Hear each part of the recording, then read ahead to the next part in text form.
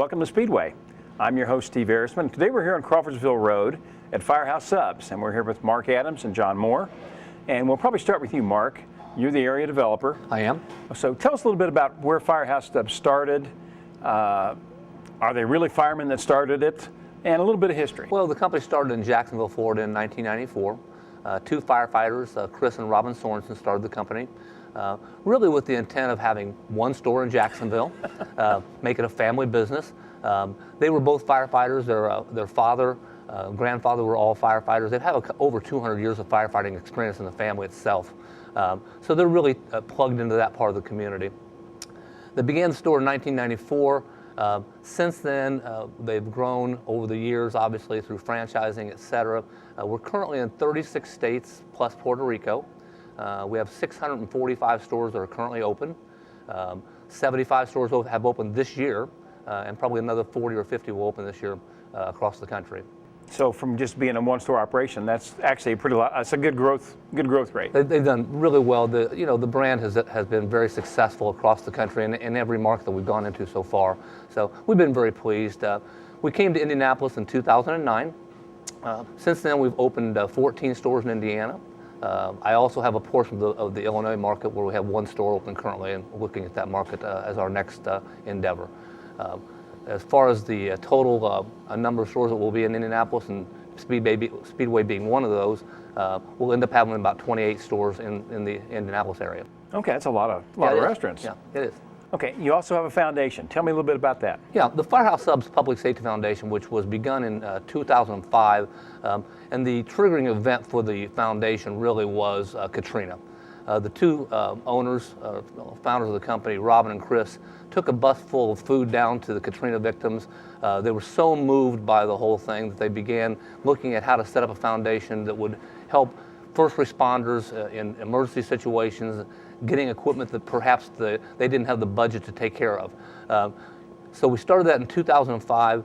Since that date, the Firehouse Subs Public Safety Foundation has actually had contributions of $6.8 million.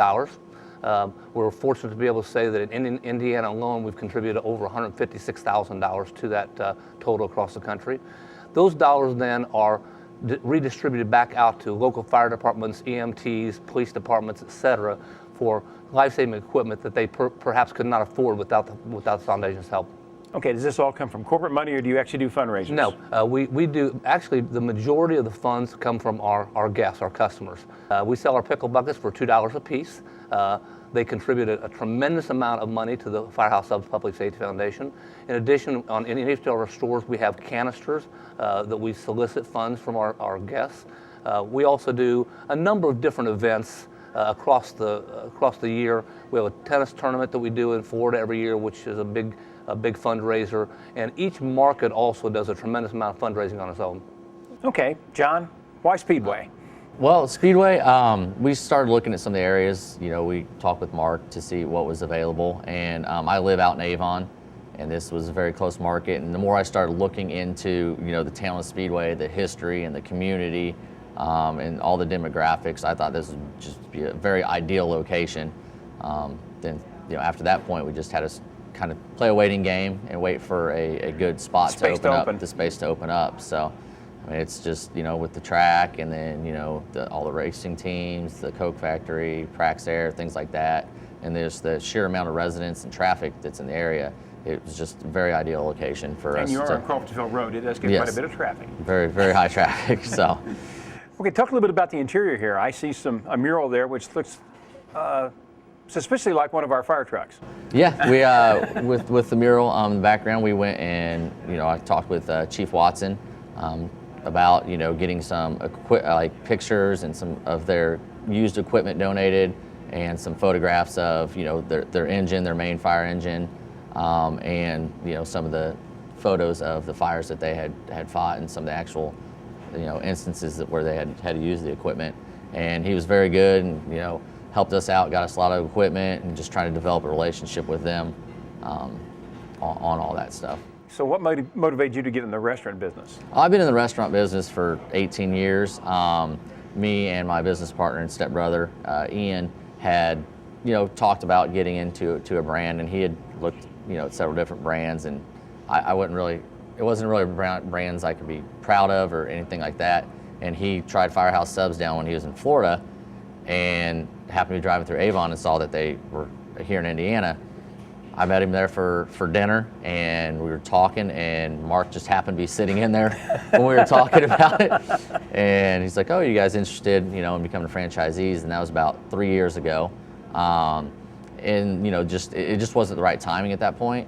I was getting ready to have my second child, and just wasn't gonna be able to get the time commitment. And then about a year and a half ago, Manny said, "We're ready, and let's do it." I mean, we loved everything about the brand. Their public safety foundation, the food. I mean, the founders still meet with every franchisee and give individual approval, which is something I can very much respect, that they care about their brand and they want only the right people representing the brand. Okay, what hours are you open here? We're open Sunday through Thursday from 10:30 a.m. until 9 p.m. and then Fridays and Saturdays from 10:30 a.m. until 10 p.m. Okay, so you're a little later those 2 nights. Yes, correct. And I mean, we've got a big crowd in here at 9:59, and we're going to stay open later. Okay, I haven't eaten here yet, but I've eaten the one out in Avon. I noticed you have a very different Coke machine. Oh yeah, the Coke. Why don't you tell us a little bit about that? Well, the Coca-Cola Freestyle machine, it integrates, you can basically flavor inject any of the major products on the machine, Coke, Sprite, Dr. Pepper, things like that. You can integrate them with flavor, grape flavor, raspberry, vanilla, strawberry. So that just allows you to have a far wider range of product to sample. I know there's over 120 different flavors that you can test. And it all comes out of the same spout. Sure does. Correct. Okay. Okay, John, tell us a little bit about the menu. I've had your barbecue. I've been out in Avon, but I've had the barbecue. It's very, very good. Our menu is very diverse. We have a lot of specialty sandwiches. The meats and cheeses are steamed together, and that just kind of pulls all the flavor together. We toast our bread, which gives it a very unique flavor, having the meats and cheeses steamed together and then putting on toasted bread. So our sandwiches are served hot. People can get them, cold if they would like, and we do have 2 cold sandwich options with tuna salad and chicken salad. But I mean, our staple sandwich is the hook and ladder. That's the #1 on our menu, and that is a Virginia honey ham and a smoked turkey breast with Monterey Jack cheese. And the majority of our sandwiches do come fully involved, which is mayo, lettuce, tomato, onion, and a deli mustard. Okay, so your terminology has a little firefighter lingo to it there. Yes. By the way, you're making my mouth water. You need to quit that. It's very, we get very, very good feedback on the quality of all of our products. We do some limited time offers. Currently we have the King's Hawaiian pork and slaw sandwich, which is the pulled pork, pepper jack cheese, and then a Hawaiian slaw on a King's Hawaiian bun. Wow, that sounds good. It's very, very popular. I mean, it's the summer limited time offer sandwich that gets very, very good response back. Okay, John, I know we have a restaurant here. How many people do you seat? I believe the seating is at 92. Okay, that's a lot of people. Yeah, it is. We want to be able to just accommodate for a high volume. People get done with football games, or we get some of the people from the offices come in, lunch gatherings, things like that. We didn't want it to be an issue. Now, if I have an event somewhere, will you bring me sandwiches? We absolutely will. We do offer catering, which is the cold sandwiches. We have catering platters. We have cookie platters, salad platters. You can make it a platter pack, which will bring plates, cups, napkins, drinks. So basically, we could have everything for your event, and we will deliver that to you on special occasions. If I have a large enough order, I will deliver the hot sandwiches as well to different places, which we already have done for several of the businesses in the area. Okay. Now, Mark, maybe you can answer this for me. When you guys come up with an idea for a new sandwich, how does that happen? The menu in and of itself was completely created by the founders of the company. They spent a lot of time in the test kitchen, which in the early days was actually one of their kitchens in their apartments. But obviously we have grown enough now that we have an actual test kitchen in Jacksonville, Florida, which is where the company is headquartered at. Robin and Chris, who are the founders, continue to this day to spend a lot of their time in R&D.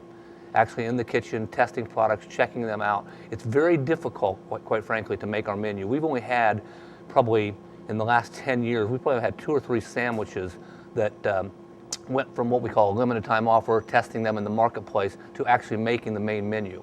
So we want to make certain that the products that we put on our menus are going to appeal to a high percentage of our guests. So they continue to do that on almost a daily basis. At any given time, we might have 6 to 10 different sandwiches that are being tested in smaller markets until we finally try and roll them out as a national LTO to determine where they fit. Okay, John, let's say we've got a civic organization in town or another group.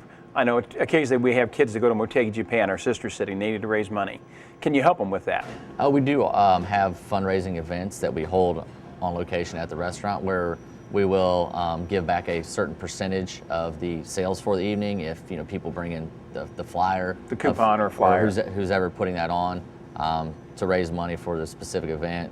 Say a certain group came to us and said, we'd like to have a fundraising event there. We would hash out the details and say, all right, 5 to 8, pass out your flyers. Whoever brings in a flyer, we'll give back a certain percentage of the sales to your organization to help raise the funds for that they otherwise wouldn't be able to raise. John, Mark, I want to thank you for taking the time and letting us in early so we could let the folks know about Firehouse Subs and Speedway. Well, we appreciate it. Thank you, Appreciate the Steve. opportunity to be on. If you know of a new business that just opened in Speedway, or you opened a new business in Speedway and would like to have a Welcome to Speedway segment done for you, get a hold of us with the information at the end of the program. Thanks.